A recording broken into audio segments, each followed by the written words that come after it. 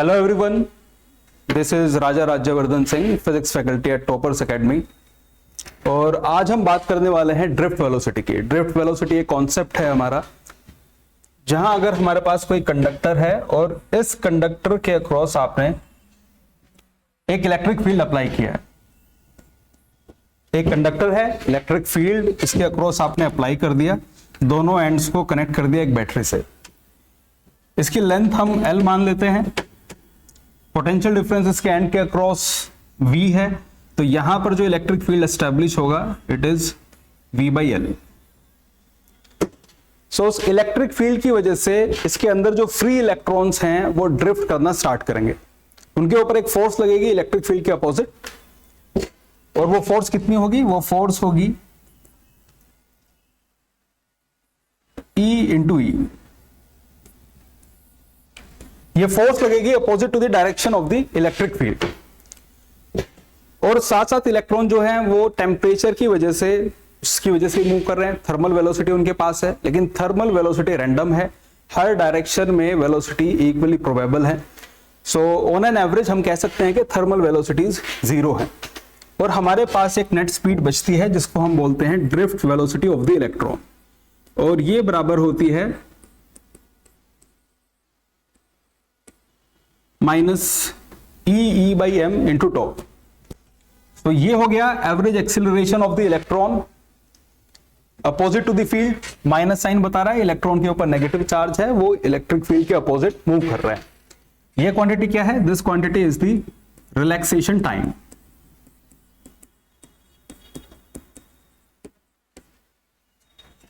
यानी कि drift velocity की डेफिनेशन हो गई हमारी ये इक्वेशन। ठीक है, ऑन एन एवरेज इलेक्ट्रॉन कितनी स्पीड से इलेक्ट्रिक फील्ड के अपोजिट मूव कर रहे हैं, ये एक्सप्रेशन ये बता रहा है।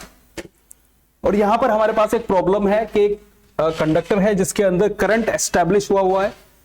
करंट की वैल्यू है 16 एम्पियर, और यहां पर चार्ज डेंसिटी, इलेक्ट्रॉन डेंसिटी है 4 × 10⁻28 इलेक्ट्रॉन्स पर मीटर क्यूब, और एरिया ऑफ क्रॉस सेक्शन है 10⁻⁻5 मीटर स्क्वायर। सो इस केस के अंदर हमको निकालनी है ड्रिफ्ट वेलोसिटी। अब ड्रिफ्ट वेलोसिटी और करंट के बीच में एक रिलेशन होता है NEA/VD।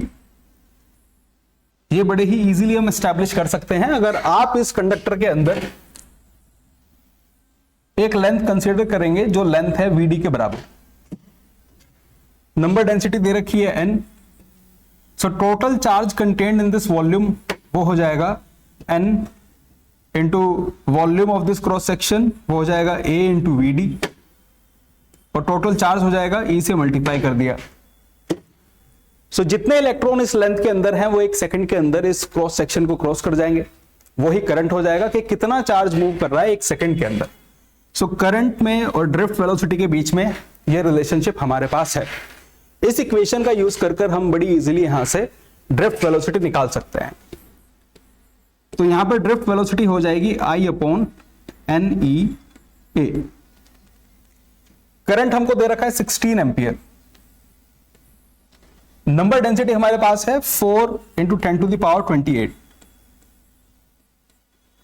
Charge on 1 electron is 1.6 × 10⁻⁻19, और एरिया ऑफ क्रॉस सेक्शन भी हमें दे रखा है 10⁻⁻5।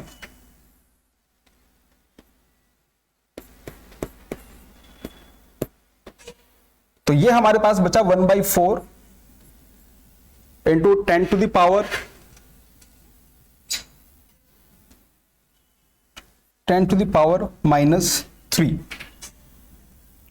मीटर पर सेकेंड। सब कुछ ऐसा यूनिट के अंदर लिया है, तो ये आंसर भी हमारा मीटर पर सेकेंड में आएगा। ये वैल्यू है कितनी? सो ड्रिफ्ट स्पीड हमारे पास निकल कर आई है 1/4 इज 0.25 इंटू 10⁻⁻³ मीटर पर सेकेंड। 10⁻³ ये हो जाएगा मिलीमीटर, यानी कि 1/4 मिलीमीटर इलेक्ट्रॉन मूव कर रहा है 1 सेकंड के अंदर। अगर मैं इसको 4 से मल्टीप्लाई कर दूं, 1 सेकंड में 1/4 मिलीमीटर मूव कर रहा है, तो इसका मतलब होगा कि 1 मिलीमीटर इलेक्ट्रॉन मूव कर रहा है 4 सेकंड के अंदर। यानी कि ड्रिफ्ट स्पीड बहुत ही धीमे है। करंट यहां पर बहुत ज्यादा था 16 एम्पियर, लेकिन ड्रिफ्ट वेलोसिटी हमारे पास सिर्फ 1 मिलीमीटर का मोशन हो रहा है, वो भी 4 सेकंड के अंदर। 1/4 millimetre, 1/4 of a millimetre electron move कर रहा है 1 सेकंड के अंदर। तो ड्रिफ्ट वेलोसिटी इतनी कम है, यानी कि इलेक्ट्रॉन बहुत ही धीमे धीमे धीमे, थर्मल एजिटेशन तो है ही, रैंडम मोशन है, लेकिन वो एक डायरेक्शन में मूव करता जा रहा है, और वो भी बहुत धीमे। It is moving on an average opposite to the direction of the electric field. अब सवाल ये उठता है कि जब इलेक्ट्रॉन इतना धीमे मूव कर रहा है तो करंट इंस्टेंटली एस्टैब्लिश कैसे हो जाता है? आप अगर 10 मीटर दूर, 20 मीटर दूर, 100 मीटर दूर आप स्विच ऑन करते हो, इंस्टेंटली बल्ब ग्लो करता है। तो जब बल्ब ग्लो कर रहा है इंस्टेंटली, उसमें तो कोई डिले है नहीं, ऑलमोस्ट इंस्टेंटेनियस है। पूरे शहर की लाइट एक साथ ही आती है, अगर लाइट गई हुई है एक साथ पूरा शहर जल उठता है।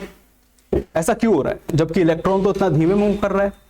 तो करंट एकदम से एस्टैब्लिश कैसे कर रहा है? उसका आंसर ये हो सकता है, ये आंसर है कि इलेक्ट्रिक फील्ड इस पूरे कंडक्टर के अंदर एक साथ एस्टैब्लिश होता है, और इलेक्ट्रिक फील्ड एस्टैब्लिशमेंट भी किस स्पीड से होता है? At the speed of light. जब हम इलेक्ट्रिक फील्ड का कॉन्सेप्ट पढ़ते हैं इलेक्ट्रोस्टैट्स के अंदर, वहां यही बताते हैं कि सबसे पहले एक चार्ज अपने चारों तरफ एक रीजन ऑफ, एक फील्ड ऑफ इन्फ्लुएंस पैदा करता है, और ये फील्ड ऑफ इन्फ्लुएंस पैदा होने में कुछ समय लगता है।